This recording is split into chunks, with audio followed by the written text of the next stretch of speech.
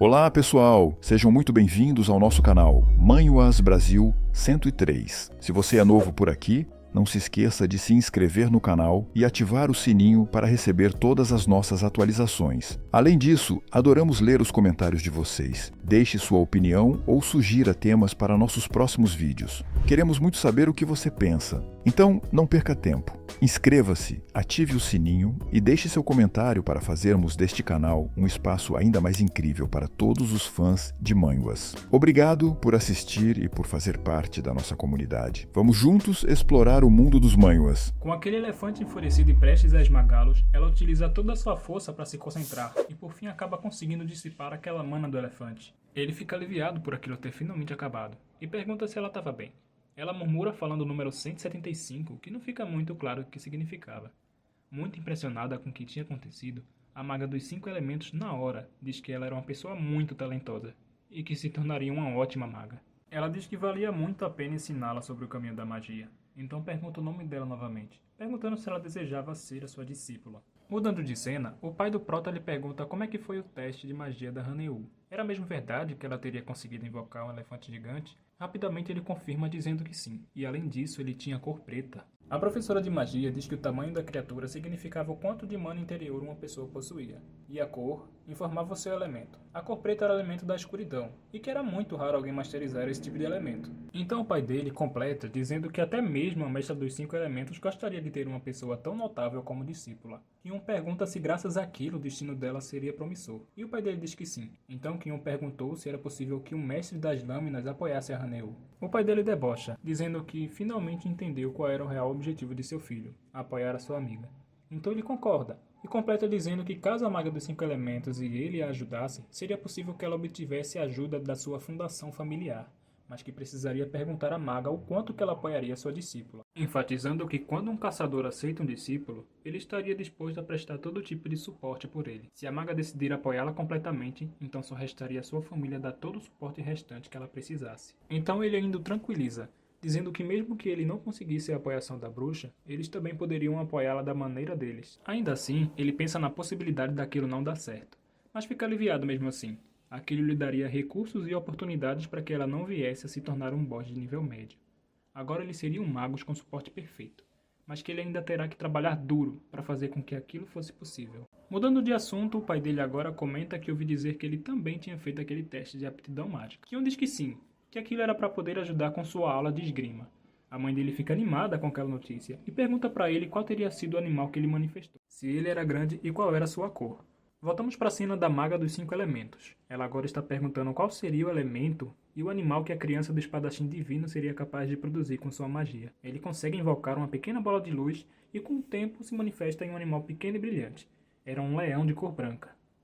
A sua família fica surpresa com aquela notícia. Além de ser um leão, era um leão de juba branca. Eles continuam elogiando o garoto e se perguntavam se finalmente surgiria um grande mago da sua família.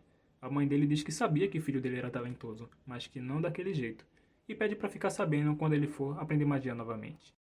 Kyun, pensando em sua mente, diz que pelo menos conseguiu manifestar o elemento da luz. A maga Hiena diz que não tem muita mana no seu corpo, mas que era balanceada e que podia ser utilizada no seu treino de esgrima. Então ela diz que, como apoiadora de Haneu, ela o ensinaria também. Aquilo seria útil para sua pesquisa, já que estava estudando o elemento da luz, e não parecia ser tão ruim assim. Kyun se lembra que o leão que ele tinha invocado tinha uma cabeça com forma de coelho. Aquilo era graças às lembranças da vida passada, que faz lembrar de quão fraco ele era, mas dizia que usaria aquela oportunidade de aprendizado para fortalecer as suas habilidades. Então eles começam a aprender magia com a bruxa dos 5 elementos. Os dias foram se passando sem eles perceberem, e logo os 12 anos de idade estavam chegando ao seu fim. Alguns dias se passam e o pai de Kyun chega com uma boa notícia. Os resultados do teste que ele fez sairiam em uma semana, mas já era confirmado que ele seria um subchefe do clã Regulus. Sua esposa e filho o parabenizam por aquilo. Finalmente ele teria se tornado um subchefe. Kyun fica inconformado e, sem acreditar no que ouviu, pergunta ao seu pai que absurdo ele estaria falando. Ele se lembra que na história do jogo, o seu pai não competiria com seus irmãos pela posição de patriarca, que ele já estaria feliz em não fazer parte dos negócios, e que apenas proteger a sua família já era o suficiente. Mas agora ele teria se tornado um subchefe. E o pai de Kyun completa dizendo que tudo aquilo só era possível graças ao apoio da sua família. Quando Kyun ia perguntar ao seu pai se realmente estava tudo bem ele ter que disputar com seus irmãos por conta daquilo, ele o interrompe, dizendo que agora o filho dele não precisaria se preocupar caso cometesse algum vacilo no futuro. Mas Kion o contradiz, dizendo que ele não queria que acontecesse esse tipo de coisa, e se pergunta o que realmente seu pai pensa sobre seu filho, mas que está aliviado por aquelas coisas boas estarem acontecendo com sua família. Se o seu pai realmente gostaria de ser o líder da família, ele o apoiaria como pudesse, e finalmente o parabeniza por ele ter conseguido aquilo. O tempo passou rápido. Era como as estações do ano, que passava uma após a outra rapidamente, pouco a pouco, mas que estava tudo correndo bem. A bruxa dos 5 elementos Iena já havia masterizado todos os 7 elementos. Ela passou por severas mudanças.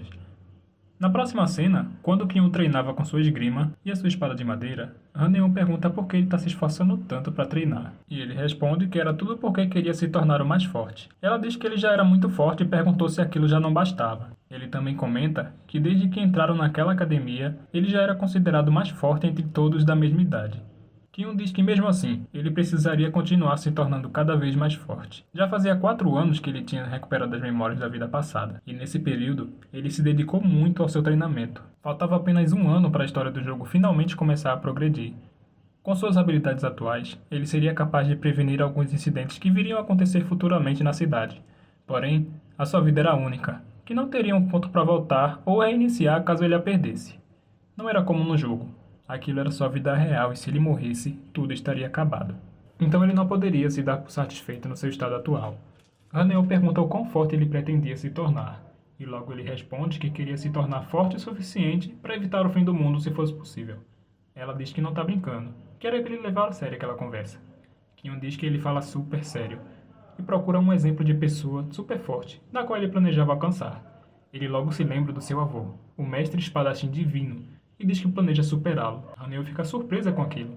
Pergunta se ele estava certo do que estava falando. Logo seu avô, que era conhecido como Rei das Bestas, e era a cabeça do lendário clã da Espada, Tal. E ele confirma que era aquela pessoa na qual ele planejava superar e se tornar o mais forte.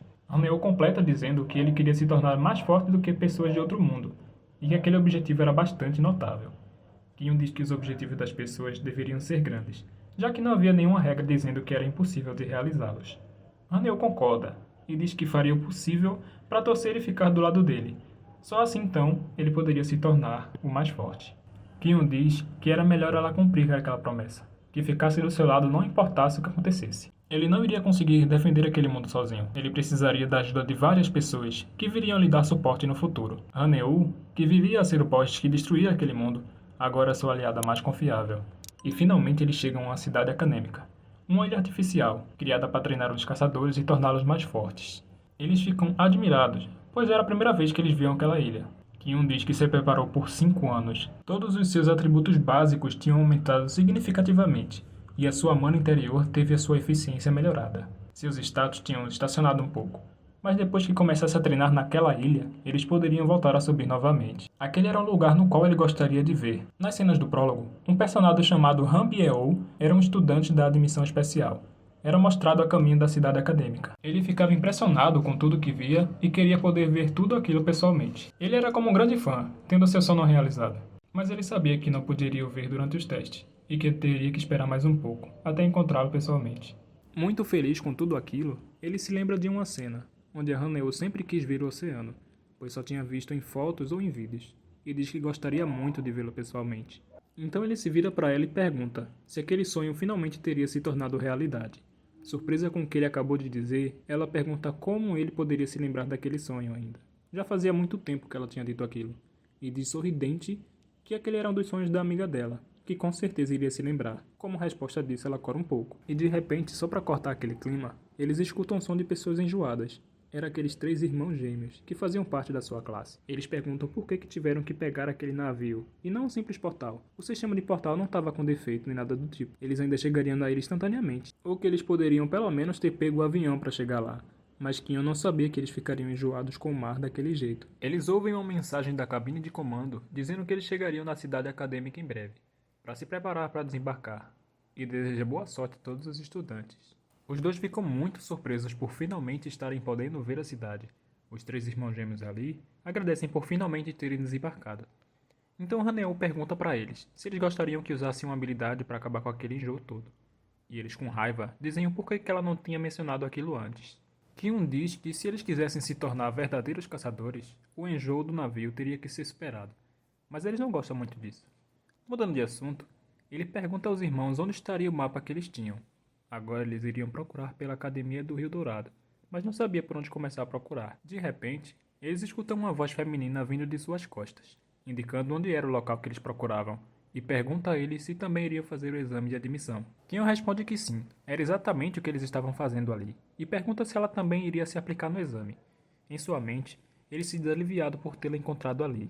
Aquela era uma autoproclamada introvertida da festa do Hanbiu. Go Eun-bi. Vamos chamar ela de só Eun-bi, tá bom? Na verdade, ela tinha uma personalidade alegre e calma, com boas habilidades sociais, fazendo com que todos na Academia Dourada a conhecessem. Graças ao que ela fazia, ela era chamada de traidora das emoções, e era dita como um informante de Hanbiu, que geralmente nunca sabia o que acontecia ao seu redor. E agora ele tinha encontrado ela primeiro. Ele iria aproveitar aquela oportunidade para conhecê-la melhor, e então eles se apresentam. Ela logo diz que se caso eles se encontrassem durante os exames, eles deveriam continuar se falando, ao invés de tentar se afastarem por estarem competindo. Kyun em sua mente pensa, se ela fosse um animal, seria como se fosse um cachorrinho filhote, muito fofo. Na história do jogo ela teria um título, que significava mais ou menos isso. Eun-bi pergunta se pode saber o nome da Haneu, que fica bastante envergonhada por ela estar se dirigindo a ela. Ela então diz que estava observando ela desde o navio, porque os cabelos delas eram lindos. Então pergunta se a cor dele era natural, mas ela não consegue resposta. Haneu é muito tímida. Então Haneu pede para Kyun ajudá-la, que era muito difícil para ela ser tão gentil e animada desse jeito. Kyun apenas diz para fazer como fazia com ele, mas não dá muito certo. Ela disse que já tinha se acostumado com ele, e que aquela menina era a primeira vez, então era muito difícil para ela fazer isso. Era como se um cachorrinho quisesse ser amigo de um coelho. Só de pensar naquilo ela já ficava muito envergonhada. Então ele acaba cedendo e apresentando ela, dizendo que ela era muito tímida, por isso não conseguia se apresentar devidamente. Eun-bi diz que entende. Então os amigos dela aparecem depois disso e chamam ela. Ela vai embora dizendo que estaria ansiosa para ver eles novamente, e eles se despedem. Kyun pergunta se eles podem continuar o que estavam fazendo. Todos concordam com isso e eles se vão. Na próxima cena, eles pegam um ônibus e todos estão ali, conversando normalmente. Kyun olha pela janela e vê alguns portais. Havia muito mais daqueles portais por cima da Cidade Dourada. Se eles não fossem fechados, a erosão dos portais iria aumentar, causando um dos prováveis fins daquele mundo. Ele nunca deixaria aquilo acontecer, custasse o que custasse. Então eles finalmente chegam na sala de testes da Academia do Rio Dourado. Chegando lá, eles se deparam com uma pessoa que fala gentilmente para eles assinarem um contrato antes de realizarem o seu teste, e se algum deles tivesse algum último desejo, que ele escutaria de bom grado. Um dos participantes que estava ali já se assusta e diz que apenas quer ir para casa. O examinador aceita seu pedido e falou que se mais alguém quisesse ir, era bem-vindo. O contrato deixa claro que o participante se responsabilizaria por qualquer tipo de incidente acontecido durante o teste, sem exceção, seja calamidades, desastres ou até mesmo ataques terroristas. Em outras palavras, significava que a academia não era responsável por nenhuma morte durante o teste. Kyun diz que a Haneu não deveria se preocupar, pois eles não morreriam em hipótese alguma. Ele também percebe uma aura familiar entre aquelas pessoas e se pergunta se ele era o Seong. Eles tinham a mesma idade, então era super normal que ele também pretendesse realizar o exame naquele ano. Kyun acha que esse ano outros locais de testes surgiriam, já que eles pretendiam frequentar a mesma academia, mas diz que iria esperar para ver o que vai acontecer. Então a mensagem nos alto-falantes diz para todos os estudantes que assinarem o contrato não se atrasarem para a apresentação no auditório. Haneu se pergunta o porquê dos cartões de testes se parecerem com insígnia, e se eles não distribuiriam eles uma semana antes do exame começar. Mas Kyun responde que, na verdade, o teste de habilidades básicas já tinha começado. O teste prático só iria acontecer uma semana depois. Então Haneu comenta que se ela se atrasasse para o teste, poderia estar em grandes problemas, e Kyun finaliza dizendo que aquele teste era muito famoso, e pense somente que não sabia o que a academia planejava fazer aquele ano. Chegando na sala de apresentações, alguém que ainda não nos foi mostrado na obra fala que alguns deles já sabiam, mas que o teste já havia começado. Todos eles já haviam recebido seu cartão de teste, mas ao invés do número dos participantes estarem lá, tem apenas escrito o nome Rio Dourado. Então, antes de fazer o teste prático, eles iriam ter que realizar o teste de números. Aquela era uma avaliação realizada para descobrir as habilidades básicas que eles tinham. Todos eles poderiam obter o seu número de teste, apenas respondendo algumas perguntas. Havia cerca de 30 perguntas no teste, e cada uma delas era separada com uma cor diferente: cinza, amarelo, verde, vermelho e preto. Eles decidiriam se iriam responder a pergunta ou não. Dependendo da cor, a pergunta que eles escolherem valeria mais pontos para cada participante, adquirindo assim o seu cartão de teste. O instrutor segue dizendo que eles seriam capazes de acessar o seu cartão de testes tocando em seu coração, e que todos que tivessem o cartão de teste removido do seu corpo em até 1 hora, eles seriam eliminados do teste. Aquelas eram todas as instruções que ele poderia fornecer. Agora, eles estariam livres para provar todas as habilidades que tinham nos próximos testes, e completa dizendo que espera que todos dessem o seu melhor, esperando para ver as habilidades individuais de cada pessoa. Na próxima cena, os trigêmeos se perguntam o que eles deveriam fazer agora, se eles deveriam trabalhar juntos daqui pra frente. Mas Kion diz para trabalharem separadamente. Eles concordam, mas logo questionam o porquê daquilo. Todos estariam fazendo equipes naquele momento. E diz que não faz tanto sentido formar grupos grandes, para resolverem 2 questões apenas. Aquilo só mostrava que eles não tinham confiança suficiente para proteger os seus distintivos, e pergunta se eles não estavam confiantes sobre aquilo. Os trigêmeos respondem que eles estão muito confiantes sobre isso. Kion completa dizendo que eles precisariam resolver o máximo de problemas possíveis até a próxima semana. Toda aquela acomodação só iria atrasá-los. Eles precisariam resolver aquilo em menos perguntas, e pergunta se eles eram capazes de fazer aquilo. Convencido com sua decisão, eles dizem que não iriam mais ajudar. Eles iriam agora encontrar uma forma de resolver isso sem teste sozinho. Depois deles saírem, o Kion chama Haneo para irem aos seus quartos. Ela perguntou se eles também iriam se separar, mas ele disse que o quarto deles era próximo e que podia caminhar junto dela se ela quisesse. Chegando próximo onde ficavam suas acomodações, uma das atendentes diz que por conta de um erro de sistema, eles foram colocados no mesmo quarto.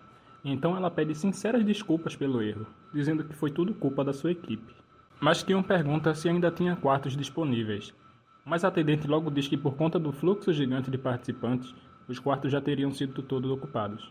Em seguida, ela diz que irá reembolsar todo o valor gasto dos quartos e lhe forneceria serviços de hotel grátis. Além disso, os entregaria tickets de acesso às 24 instalações comerciais daquele lugar. Kion pergunta o que a Haneo acha daquilo, mas ela fica sem reação com tudo o que está acontecendo. A atendente continua dizendo que aquele quarto era espaçoso, que tem espaço suficiente para 2 camas e que podiam colocá-la lá se eles quisessem. Haneo, um pouco confusa e envergonhada, aceita a proposta. Chegando no quarto, Kion fica impressionado por ele ser tão grande e agradece por ter 2 camas separadas. Haneo murmura, dizendo que provavelmente deve estar ficando doida. Como podem 2 adultos viverem num quarto juntos? Eles não ficariam juntos por apenas um dia, ficariam juntos por uma semana inteira. E pergunta se aquilo era um drama, mas nenhum drama que ela tinha visto até agora terminou daquele jeito. Kion diz que eles não eram adultos ainda, mas que tecnicamente se tornariam depois de entrar na academia. Entendendo as emoções da amiga, ele diz que não há o que fazer. Apoiava a ideia dela. Ele iria se juntar aos trigêmeos e dormir na sauna. Mas Haneo, um pouco sem jeito, diz que não odiava a ideia. Sem saber como reagir, ela apenas joga um travesseiro ali na cara dele e diz para tomar banho. Se ele espiasse, ele estaria morto. Ele tentou apenas não pensar muito sobre aquilo, mas ele sabia que se ele agisse timidamente perto dela, mais embaraçosa ela iria ficar. Então ele apenas decidiu fingir que não estava ali. Como um estudante da academia, poderiam surgir cenários em que ele acabaria dividindo o quarto com outras garotas. Ele precisaria apenas focar em resolver as questões que aparecessem diante dele. Logo após isso, aparece um distintivo com uma questão para ser resolvida. Kion fica surpreso com aquilo. Era muito fácil de ser resolvido. Mas achou a facilidade daquilo muito estranha. O suficiente para fazer desconfiar. E analisa novamente o quebra-cabeça. E aí, ele descobre que na verdade era um quebra-cabeça duplo. Aquele quebra-cabeça exigia que usasse a percepção visual e a percepção de mana para que fosse resolvido. Após desvendar os mistérios do quebra-cabeça, ele consegue resolver o problema com facilidade. Como recompensa, ele recebeu seu número de candidato. Na mesma hora, Haneo sai do banheiro, parabenizando por aquilo. Kion diz que agora vai tomar banho, e Haneo diz que ele teria que tomar banho dentro de 1 hora, já que ele teria conseguido seu distintivo e mandou se apressar. Antes de terminar a frase, Kion tropeça na sua mala de roupas, caindo acidentalmente na frente de Haneo, que fica muito envergonhada com aquela situação. Muito cheia de vergonha, ela manda que ele se afastasse e bate nele. Ela era muito tímida. Graças ao que tinha acontecido, ela não falou com ele por quase um dia inteiro, além dele não ter conseguido dormir. Ela fazia umas zoadas muito perturbadoras durante a noite. Aquilo acontecia porque quando alguém dorme, libera uma certa mana inconsciente, que pode alterar o ambiente externo. Quanto mais a mana a pessoa possuir, maior seria o efeito da distorção.